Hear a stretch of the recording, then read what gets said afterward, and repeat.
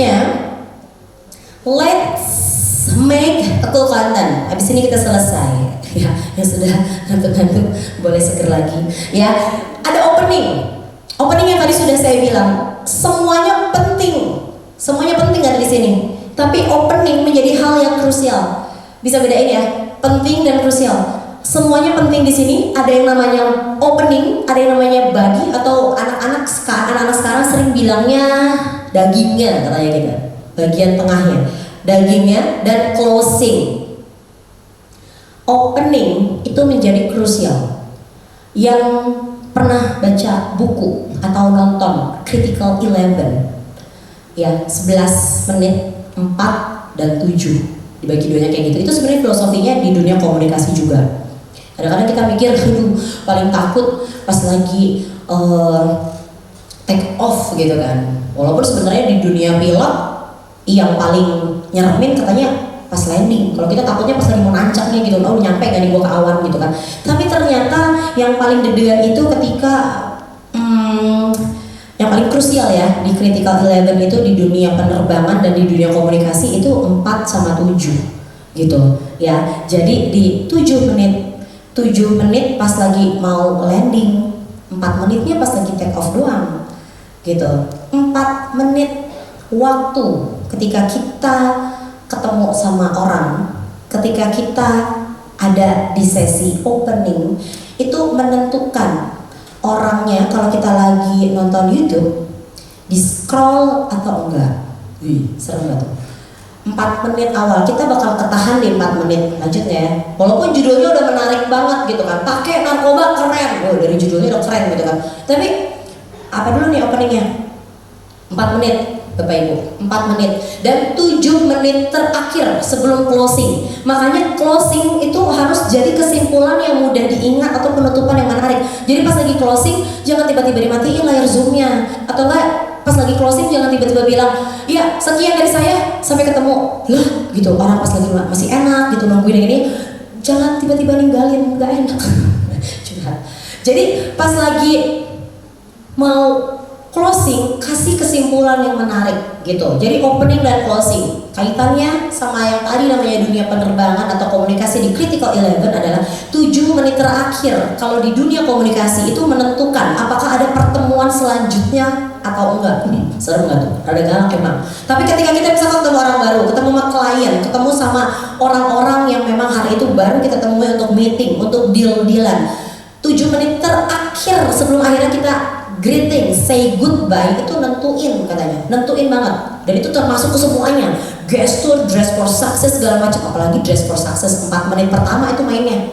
Ih bajunya aneh, ih masa bajunya kebalik, atau enggak, ih masa bawahnya warna, atasnya warna hitam, bawahnya begitu-begitu ya, asa bericak berino gitu ya, kalau misalkan orang sini bilangnya. Jadi itu nentuin di 4 menit. Tapi di terakhir, bagaimana kita memang ngebawa diri kita, itu ada di closing. Body, konten lah, udah pasti penting. Tapi yang krusialnya itu adalah di opening, supaya kita memang bisa ngedapetin perhatian lebih, dan juga di closing. Kesimpulan yang memang mudah diingat, penutupan yang menarik, nggak tiba-tiba pergi, nggak tiba-tiba. Ini sering soalnya terjadi. Udah ya, sekian hari ini. Nanti kalau misalnya ada pertanyaan, boleh kesini. Des, hilang aja dosennya langsung. Lah Pak, lagi asik, lagi enak, pas lagi, atau nggak pas orang kayak gini, ya udah tiba-tiba gitu. Kasihlah smoothing yang smooth, kasihlah landing yang enak gitu ya. Itu penting. Kasihlah mereka gombal-gombalan di pertemuan selanjutnya, saya bakalan ini gitu misalnya. Kasih janji-janji manis di pertemuan selanjutnya, saya mau ini gitu. Banyak pilihannya ya, seperti yang tadi opening. Oke? Dan buat saya sih ini slide terakhir. Buat saya menjadi pendidik, pengajar, MC, host, segala macam, itu selain panggilan hidup, mungkin agak berat ya kalau bilang panggilan hidup, tapi itu passion. Itu passion saya. Jadi memang selalu ada hal yang bikin saya happy. Ini pengalaman pribadi, saya nge-host di Opus One. Sekalian promo buat ibu-ibu di sini yang tahu Setiabudi 49, itu ada Opus One. Itu toko keramik piring yang saya di situ pegang sebagai host online. Saya kalau nge-host itu 6 jam. 6 jam, biasanya dari jam 5 sampai dengan jam 11 malam, atau kan jam 7 pagi sampai dengan jam 2 atau jam 3 sore. Makanya suaranya kayak gini, jangan ditiru ya. Kemarin dokter bilang saya overuse, karena dari 2021 itu yang saya lakuin. Sekarang pita suara saya agak terganggu dan saya lagi rest, saya lagi disuruh rest minggu ini. Tapi gini, saya ngelakuin itu walaupun pulangnya capek, tapi happy banget. Ketika ada yang beli piring sultan saya yang cuma pisin buat kecap doang harga 70.000 gitu ya. Terus ketemu dengan customer-customer dengan berbagai kalangan. Karena apa? Karena buat saya pekerjaan saya itu passion, dan saya percaya setiap bapak ibu di sini adalah panggilannya menjadi pendidik dan tenaga kependidikan. Itu happy banget ketika melakukan pekerjaan ini. Sama kayak Kang Emil pernah bilang, pekerjaan yang paling happy adalah ketika hobi lu dibayar. Kita seneng ngomong, kita seneng belajar, tapi bisa kita transfer ke orang, hidup transferan juga gitu kan. Nah, dan ketika kita menjadi tenaga pendidik atau kependidikan dan pengajar, kita happy. Ketika mereka paham, itu lebih happy lagi. Makanya ketika saya ditemuin sama anak-anak dan mereka, Miss, saya minggu depan ikutan lomba ini, boleh nggak bimbing? Saya udah langsung iyahin, saya langsung kasih waktu.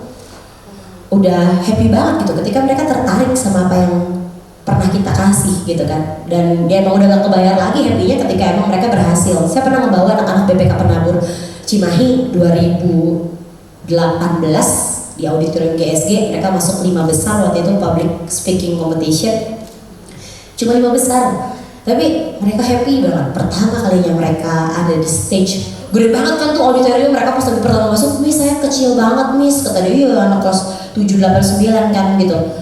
Gak apa-apa, saya gak pernah nuntut mereka buat menang. Tapi ketika mereka paham sama apa yang transfer yang sudah kita lakukan gitu ya, dan hal transfernya itu ya berkaitan dengan public speaking, terutama di digital era Bapak Ibu. Ya, jadi ini yang bisa saya bagiin. Sekali lagi saya nggak lebih pintar dari Bapak Ibu, cuma saya pernah melewati ini duluan lah kesengga. Jadi ada yang bisa saya sharingkan dan semoga ada yang bisa diingat, ada yang bisa dipakai. Nextnya kalau ada video atau apapun, mungkin kita bisa sharing-sharing lagi hal-hal apa aja sih. Kalau misalkan nanti sudah masuk ke part ya bikin video pembelajaran segala macam kan pasti ini kontennya ini enaknya gimana ya nanti belajarnya, itu kan berbeda lagi gitu.